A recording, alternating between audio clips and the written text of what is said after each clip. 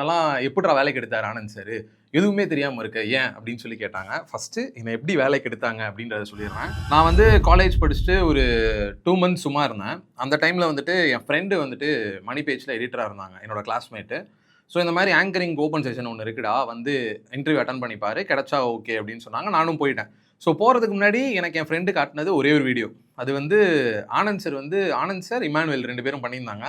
அதில் உனக்கு எதுக்கு பைக் எதுக்கு வாங்குற அப்படின்னு ஆனந்த் சார் பேசின அந்த வீடியோ மட்டும் தான் நான் பார்த்தேன். பார்த்துட்டு என்ன அந்த மனுஷன் இப்படி திட்டுறாரு, என்ன பண்ண போகிறோம், நம்மளுக்கு வேறு ஜீரோ நாலேஜ் ஆச்சு, இப்போ நம்ம என்ன பண்ண போகிறோம் அப்படின்னு சொல்லிட்டு சரி ஓகே இன்டர்வியூ தானே அட்டன் பண்ணி பார்க்கலாம், ஏன்னா ஆங்கர் ஆகணும்னு ஆசைப்பட்டோம்.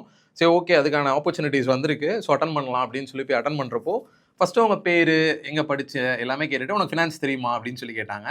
இல்லை எனக்கு தெரியாது. சரி ஏதாவது காசு சேர்த்து வச்சிருக்கியா அப்படின்னா, நான் சேர்த்துருக்கேன். எதுக்கு சேர்த்த அப்படின்னு சொல்லி கேட்டாங்க. இந்த மாதிரி என் ஃப்ரெண்டு கூட வந்து கஞ்சனகிரின்னு இருக்கு, சென்னை பக்கத்தில் ஒரு இடம், இங்கேருந்து ஒரு 150 கிலோமீட்டர்ஸ் நினைக்கிறேன். அங்கே ஒரு ட்ரிப் பிளான் பண்ணியிருந்தோம் நானும் என் ஃப்ரெண்டும். ஸோ அதுக்கு போகணுன்னா காசு வேணும். வீட்டில் கேட்டேன், காசு அப்போ வந்துட்டு 3500 பட்ஜெட் இருந்துச்சு. ஸோ வந்து அவ்வளோ கொடுக்க முடியாது அப்படின்னு சொல்லிட்டாங்க. சரி என்ன பண்ணலாம் அப்படின்றப்போ சரி ஜொமேட்டோவில் ரெஜிஸ்டர் பண்ணேன். ஒரு 1.5 மாதம் அதுக்காக நான் ஜொமேட்டோ ஓட்டினேன். ஜொமேட்டோ ஓட்டிட்டு 3500 எனக்கு 3500 கிட்ட எனக்கு கிடச்சிது. எடுத்துகிட்டு ட்ரிப் போயிட்டு வந்தேன். இந்த கதையை தான் உங்கள்கிட்ட ஃபஸ்ட்டு சொன்னேன். சொன்னோடனே அவங்க ஓ அப்படியா அப்படின்னு சொல்லிட்டு மேலே போய் ஆனந்த் சார்ட்ட பேசினாங்க. பேசிட்டு கீழே வந்தாங்க. கீழே வந்தோடனே சொல்லிட்டாங்க, இந்த மாதிரி உனக்கு ஆனந்த் சார் கூட ஒரு மார்க் இன்டர்வியூ இருக்குது, நாளைக்கு இருக்குது அப்படின்னு சொன்னாங்க.